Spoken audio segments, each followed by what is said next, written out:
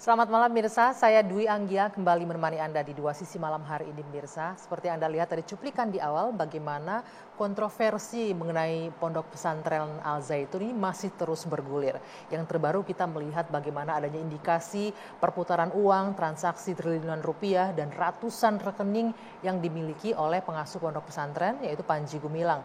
Kemudian mulai dengan kontroversi sholat Idul Fitri, saf laki dan perempuan yang dicampur, kemudian ada kontroversi terkait dengan salam Yahudi yang digaungkan di dalam pondok pesantren, dan juga sampai adanya tudingan bahwa ada jaringan NII di dalam pondok pesantren Al Zaitun. Malam hari ini kami akan berbincang mengenai hal ini, dan saya juga sudah mendapatkan wawancara saya dengan seorang anggota NII aktif.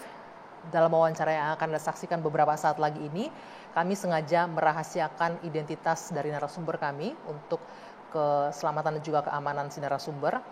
Dan narasumber yang saya wawancara ini sudah kami verifikasi yang bersangkutan merupakan anggota aktif NII dan juga istri dari seorang petinggi NII di salah satu wilayah di tanah air yang menceritakan bagaimana proses pengumpulan dana yang ia lakukan hingga akhirnya berkaitan dengan Al Zaitun. Kami akan hadirkan perbincangannya kepada Anda berikut ini. Ibu Mawar, saya mau verifikasi terlebih dahulu. Anda ini siapa dan apa kaitannya dengan NII, apa kaitannya dengan Al Zaitun? Anda bilang Anda anggota NII. Iya, masih aktif. Kalau nama mungkin masih terdaftar, tapi saya termasuk orang yang biasa aja lah, bukan orang yang kalau kan ada yang sampai taat sekali, yang saya gimana ya, saya masih terdaftar tapi saya termasuk orang yang biasa saja. Suami masih aktif terdaftar sebagai pengurus ya. Untuk wilayah di Indonesia? Ya. Salah satu wilayah di Indonesia? Ya. Tidak bisa disebutkan ya wilayahnya. Ya. Kemudian sebagai apa posisinya persisnya di NII ini? Itu kan kita bilangnya gerakan bawah tanah ya, jadi nggak akan mereka menyebut dirinya itu sebagai NI. Seperti orang umum aja, kerja biasa, normal, seperti kebiasaan kita bersinggungan dengan di luar tuh ya biasa, kerja kantoran, yang punya bisnisnya bisnis kayak gitu. Termasuk suami Anda juga bekerja kantoran? Jadi, artinya orang yang berpendidikan tinggi lah ya? Iya, bukan orang bodoh kalau saya bilang. Jadi, tapi ya mungkin kalau saya bilang kita tuh semua dapat, sebenarnya awalnya kan ilmu agama ya. Jadi ada ayat-ayat yang kita sebagai muslim tuh mengakui bahwa misalnya ibaratnya membela agama Allah, bersedekah, pokoknya meminjamkan harta untuk kepentingan itu. Iya, di jalan Allah itu kan janjinya tuh kan pasti surga, seorang mujahid yang ya kan kita juga contoh sahabat-sahabat Nabi kan, bahwa hartanya pun untuk kepentingan agama. Jadi kita pikir itu yang membuat Anda dan keluarga mau akhirnya, ya, suami Anda juga. Sebenarnya orang Islam mengakui bahwa itu kan memang benar gitu loh, untuk kayak gitu sih iya. Tapi ketika praktek di jalannya banyak yang kalau saya ngerasa sih mungkin buat yang lain masih nyaman aja dengan cara yang bikin Anda nggak nyaman apa Mbak Mawar? Misal ya, kita para orang misal ditargetkan harus berapa? Ada contoh mungkin yang bisa Anda share ke kita? Contohnya kan ada kayak Jamas, ada iuran yang tiap bulannya buat HR segala macam-macam lah. Iya, contohnya salah satu kayak ini yang dipaksakan begitu? Iya. Tapi Anda nggak rasa terpaksa di awalnya? Ya mau gimana, karena kita waktu itu kan dikumpulinnya rame-rame. Jadi kita minta segini pun, jadi kayak orang udah di semua tuh harus kayak kena semua tuh. Jadi oke ya, semua segini angkanya ya. Boleh saya lihat? Boleh. Mawar. Di sini disebutkan dengan ini menyatakan kesanggupan donatur program penyelesaian pembangunan Masjid Rahmatan Lil Alamin yang terletak di kampus Ma'had Al Zaitun Indramayu Indonesia yang dikelola oleh program Jamas Jahe Membangun Masjid. Ini yayasan tempat suami Anda juga bernaung di sini. Semua yayasan yang namanya di bawah kita diundang ke sana untuk mengikrarkan program Jamas kita sanggup berapa. Jadi dipanggil per wilayah-wilayah itu, ya kita diundang yang namanya dibilang kita warganya NI, misalnya siapa ya diundang satu-satu semua. Bertemu di Al Zaitun semuanya? Jadi per kloter jatuhnya. Nanti per kloter misalnya wilayah daerah mana ya datang rombongan tuh berapa bis, berapa orang, ada sesi-sesinya lah kayak gitu. Di sini Anda diminta untuk 300 tanaman seharga 20.000, berarti kurang lebih Itu 6 masih juta. ini masih yang tahun berapa? Tahun Ada lagi setelah selesai kita tidak pertama dinaikin lagi. Makanya yang saya sempat buka di salah satu YouTube ada yang ibu salah satu tulisannya dibilang kita kayak di apa sih namanya? Pemaksaan ya sampai dinaikin jadi 3 ya itu ya Bang. Jadi sedekah sumbangannya naik terus. Lagi. Tiap bulan itu mereka punya target ada kenaikan. Oke. Infaknya itu naik berapa persen? Nah, untuk suami Anda berarti mengelola sebuah yayasan. Boleh nggak saya menyimpulkan ini? Yayasan ini untuk keperluan operasional NII, benar? Di wilayah tempat suami Anda bekerja, beroperasi. Kemudian juga sumbangan ini untuk operasional juga dikirimkan ke Al Zaitun, dikumpulkan. Untuk target di wilayah Anda berapa? Ada nggak target sebulan berapa atau setahun berapa gitu? Yang saya tahu terakhir ya, pokoknya itu kan misalnya wilayah yang suami pegang itu kan jatuhnya misalnya masuknya di itu yang saya apal tuh kalau nggak salah sekitar ada sekian banyak itu sekitar berapa miliar ya itu harus kumpulin yang akan dikelola tuh sama semua yang ada di bawahnya itu. Apa? Sampai lebih dari 5M? 1M? Pokoknya udah pasti di atas 3M. Di atas 3M untuk satu wilayah per bulan. Iya. Itu gimana cara ngumpulin? Contoh deh keluarga Anda. Anda apa yang bikin kesulitan harus ngumpulin itu? Wajib. Waktu awalnya kan kita cuma dari yang mau usaha, yang dari kerja, lama-lama karena semuanya naik kan. Baru selesai urusan ini, tiba-tiba ada Jamas. Sekarang ada lagi yang namanya Samudra Biru. Samudra Biru itu apa? Yang buat kapal. Apa bikin kapal? Iya, yang sekarang kan ada yang lagi di YouTube juga ada kapal yang mau dibikin galangan ya, galangan kapal atau Samudra Biru itu. Nah itu kan, ini belum selesai, target naik lagi, ada lagi. Ini ada lagi. Saya bilang ini target dinaikin, emang gaji naik ya tiap bulan? Loh, emangnya digaji dari NII? Enggak, kita kantoran di luar aja ya. Okay. Kita bisnis aja pun kan nggak selalu naik dong. Ini sedangkan dinaikin ini caranya manusia untuk menyelesaikan dari mana? Dan saya tahu di bawah itu ada yang maaf ya, ada yang cuman ART, ada yang cuman jualan apa, ada yang sebagai apa. Dan itu tetap dipaksa juga tuh untuk sedekah. Iya, dia punya target misalnya. Dalam tanda kutip ikhlas sedekah gitu. Iya, dia bilang misalnya satu keluarga misalnya 3 juta. Dari mana kalau penghasilannya cuman segitu? Emang anaknya nggak makan? Listrik gak dibayar. Itu saya sering pakai logika ngobrol sama suami ya kayak ini ya, ngomong gitu. Kamu kalau ada sesuatu yang nggak benar ngomong dong. Kalau perempuan kan nggak ada jalur gitu ya kan. Oh, yang boleh berinteraksi hanya laki-laki di situ. Iya kan, mereka kan tiap minggu tuh ada berapa kali untuk kumpul kan. Bicara dong, kamu tuh bela yang di bawah. Saya aja udah teriak-teriak nih, saya bilang saya masih punya duit udah ngap, gimana yang di bawah. Saya bilang gitu nih mesti. Terus suami Anda bilang apa? Ya sabar gini, nggak bisa, saya bilang gitu. Suami Anda punya posisi penting nggak di NII ini, di wilayah ini? Dipegang itu ada di wilayah, dia pegang di wilayah jabatannya dia, di yayasan ya dia pegang. Jadi saya bisa bilang cukup posisi yang penting di NII ya suaminya ya. Makanya saya bilang berani bicara dong untuk kebenaran. Saya bilang imam sholat aja kalau salah kita bilang tepok dong.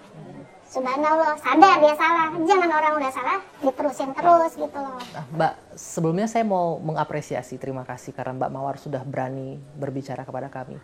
Boleh tahu nggak apa yang membuat Mbak Mawar akhirnya mau membuka? Padahal kan Mbak masih anggota NII, suami malah petinggi di NII. Apa yang membuat Mbak mau akhirnya atau merasa, oh ini sudah cukup, saya nggak sanggup lagi?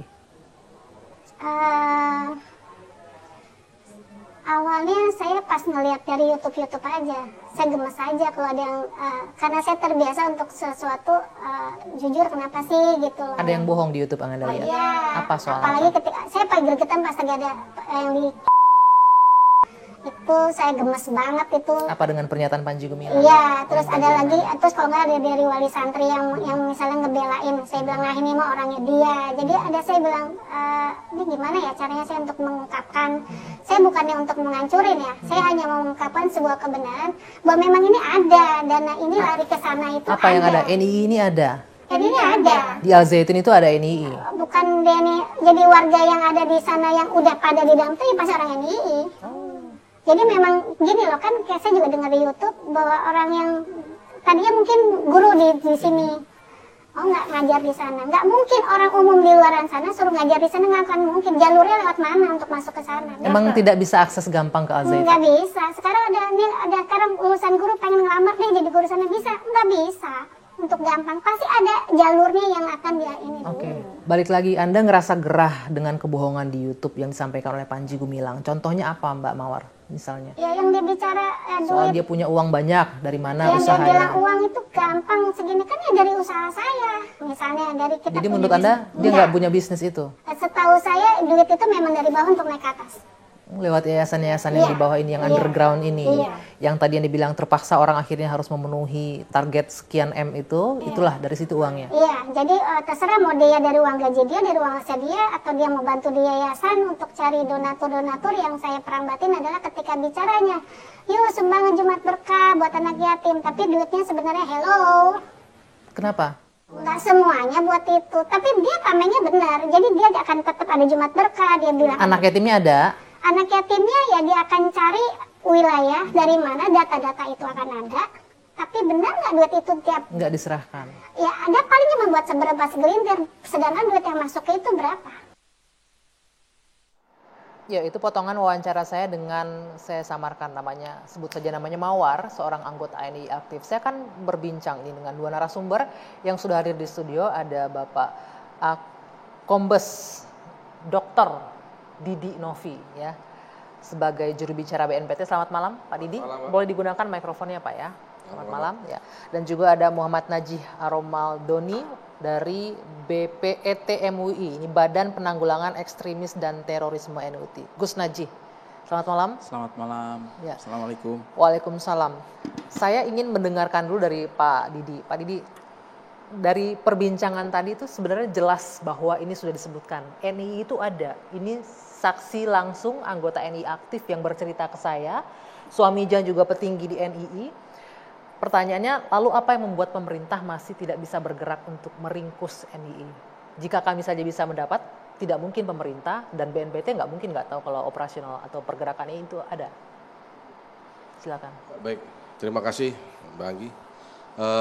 Sebenarnya kalau kita bicara NII, kita tidak boleh lupa terhadap sejarah perkembangan NII yang ada di Indonesia seperti apa.